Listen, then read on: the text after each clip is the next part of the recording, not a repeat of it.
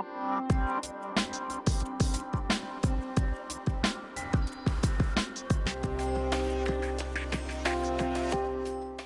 retour sur le plateau d'Acheter Louer TV, je vous rappelle que durant ce salon de l'immobilier, les principaux acteurs du marché se succèdent ici même. Réseau d'agents, promoteurs, courtiers, indépendants, ils nous donnent la tendance du marché et répondent aux questions que vous vous posez. Mon invité, c'est Bernard Cadot. Bonjour. Bonjour. Vous êtes président du réseau immobilier Orpi. Orpi, premier réseau d'agents immobiliers de France. Pouvez-vous nous donner, Bernard, quelques précisions sur votre activité ? L'activité d'Orpi est centrée principalement sur le marché de l'ancien, avec achat-revente, mais nous exerçons également d'autres métiers comme la location ou l'administration de biens, la gérance d'immeubles. Alors depuis la fin de l'année dernière, les acquéreurs semblent avoir retrouvé le chemin des agences. C'est en tout cas ce que constate la Chambre des notaires à Paris en Ile-de-France. De novembre 2009 à janvier 2010, le nombre de transactions a augmenté d'un tiers par rapport à la même période un an plus tôt. Est-ce que chez Orpi, vous constatez cette reprise ? Oui, effectivement, nous constatons cette reprise et ce mouvement qui est en fait un mouvement de fond qui a démarré ou redémarré en juillet-août 2009 et qui, depuis, ne se dément pas. Et je dirais que le premier trimestre 2010 est exactement dans la même lignée que le dernier trimestre de l'année 2009, c'est-à-dire une activité qui reste soutenue, fragile néanmoins, on aura l'occasion d'en parler, je pense, mais soutenue. Pourquoi dites-vous fragile ? Fragile parce que le marché reprend, il reprend doucement et on a clairement un problème de pouvoir d'achat pour nos clients acquéreurs qui, la crise étant passée par là, ne se voient plus proposer des crédits sur des durées aussi longues que celles qu'ils pouvaient espérer précédemment, puisque je rappelle quand même qu'on allait parfois jusqu'à 35 voire 40 années de crédit. Aujourd'hui, c'est une chose révolue. On se limite autour de 20-25 ans. Et donc, de facto, le pouvoir d'achat de nos acquéreurs est contraint et limité, ce qui amène aussi à d'autres réflexions quant à l'évolution des prix, mais je pense qu'on aura l'occasion d'en reparler. Et tout à fait. Justement, quand on parle de reprise, on se pose la question sur ces prix. Alors, sont-ils repartis à la hausse, notamment à Paris ? Est-ce qu'à votre avis, ils vont retrouver leur niveau de début 2008, au moment du pic du marché ? Alors je crois qu'il faut distinguer le marché parisien des autres marchés parce que ce marché parisien a toujours été atypique et à cet égard on le constate encore aujourd'hui puisqu'il y a effectivement une pression sur les prix au niveau de Paris, pression qui ne se ressent pas du tout sur le reste du marché français et c'est tant mieux parce que la reprise est là, c'est vrai, mais pour que cette reprise soit durable, il faut qu'elle reste dans des limites contenues au niveau des prix.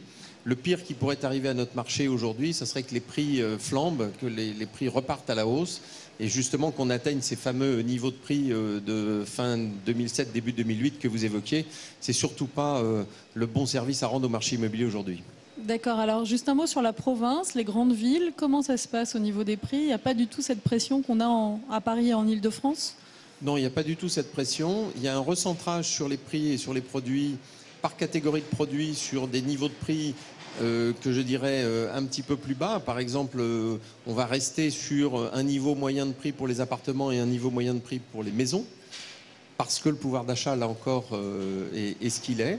Néanmoins, on a de bonnes conditions puisque les taux d'intérêt restent bas et que, là aussi, les enseignements de la crise que nous avons traversée ont porté leurs fruits et les prix, en général, ont diminué. Donc on est dans un espèce de statu quo dans lequel je crois il faut que nous restions pour que cette reprise soit durable. Un mot sur le marché locatif, Bernard Cadot, qu'en est-il ? Est-ce que les tensions sont palpables ? Alors c'était une crainte que nous avions et que j'avais moi personnellement, c'est que justement les tensions ne repartent et que les prix n'augmentent. Je crois que nous avons été entendus à cet égard et qu'il y a quand même un niveau assez homogène des prix, pas de pression sur ces prix locatifs.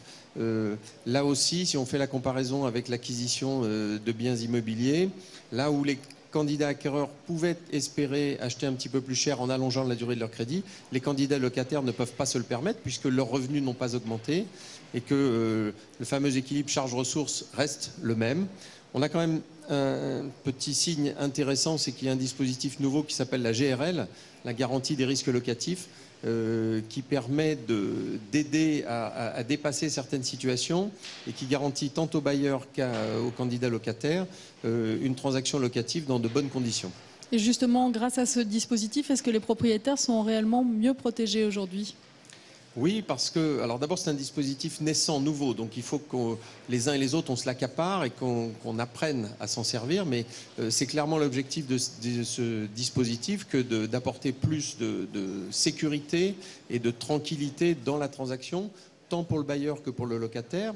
Le locataire, parce que on était amené à refuser à certains candidats locataires salariés, par exemple un couple qui était salarié, monsieur et madame, ne pouvaient pas louer, ce qui était quand même un comble lorsque on gagne sa vie, comme on dit. Et puis de l'autre côté, le bailleur se voyait parfois opposer des refus et des motifs de non-paiement qui n'étaient guère justifiés. Donc on peut espérer que ce dispositif comble ces différentes lacunes. D'accord. Alors vous le disiez, vous l'évoquiez à l'instant, les taux d'intérêt sont exceptionnellement bas. Qu'est-ce que vous dites aux acquéreurs potentiels ? Il faut y aller, c'est le moment ou jamais ? Je crois que c'est effectivement un excellent moment pour se porter acquéreur parce que on a une visibilité maintenant sur le marché. La durée de ces crédits à taux bas, on peut espérer qu'au moins jusqu'à l'été, voire peut-être au début de l'automne, on aura des taux qui resteront bas. Et ce que les uns et les autres prédisent, et notamment les banquiers, et il y en a sur ce salon de l'immobilier, nous laisse à penser que même au-delà de cette période d'automne, les taux ne vont pas augmenter de manière trop brutale. Donc il faut vraiment profiter de ces moments-là et de ces dispositions de marché. Je le répète, les prix sont contenus, ils ont baissé consécutivement à la crise. Donc c'est vraiment le moment d'acheter. Une règle d'or, toujours la même, il faut bien analyser son projet immobilier parce que un projet immobilier, c'est d'abord et avant tout une démarche patrimoniale avant d'être une démarche financière ou spéculative. Et c'est vraiment dans ce cadre-là qu'il faut inscrire son projet et sa réflexion. Sur les banquiers, justement, il y a quelques mois, ils avaient un petit peu resserré les conditions d'accès au crédit. Aujourd'hui, comment ça se passe ? Est-ce que ça se passe mieux ? Est-ce que c'est plus facile ? Oui, je crois que c'est un euphémisme. Ils avaient même carrément resserré les conditions d'octroi au crédit, surtout au début de cette crise financière à l'automne 2008. Là, on peut dire que maintenant que l'ensemble des acteurs est clairement revenu dans la partie et que nos clients trouvent des financements dans des limites nouvelles, un périmètre nouveau, bien sûr, sur ce qu'on appelle le reste à vivre dans le ménage, qui est un point important, puisqu'il faut que l'acquisition immobilière, ça soit une fête et que ça ne soit pas une contrainte. Donc, il faut qu'il reste quelque chose à vivre dans le ménage. Également, un point important dans notre marché immobilier, c'est le retour ou le redémarrage ce qu'on appelle les crédits relais ou les prêts reventes, puisqu'il y a toute une population d'acquéreurs que nous appelons dans notre jargon les secondo-accédants, ceux qui sont déjà propriétaires d'un bien immobilier et qui s'apprêtent à le revendre pour en racheter un autre. Là aussi, les banquiers, les partenaires financiers que nous avons sont clairement à l'écoute et font crédit aux clients, ce qui permet d'envisager, je dirais, des lendemains assez sympathiques sur ce marché de l'achat-revente. Oui, parce que justement, ces secondo-accédants, ces derniers temps, ils étaient un petit peu absents du marché parce que c'était très compliqué de vendre un bien pour en acheter un autre, c'est ça ? Oui, et puis je dirais que c'est le gros des troupes du marché immobilier. Le marché est reparti l'année dernière par l'intermédiaire de ce qu'on appelle les primo-accédants et les investisseurs qui sont revenus, notamment grâce au dispositif Cellier et au message fort que ce dispositif a envoyé à l'ensemble des acteurs du marché. Mais il nous manquait cet ingrédient important. Je rappelle que 7 clients vendeurs sur 10, d'après nos chiffres, sont dans un projet d'achat-revente.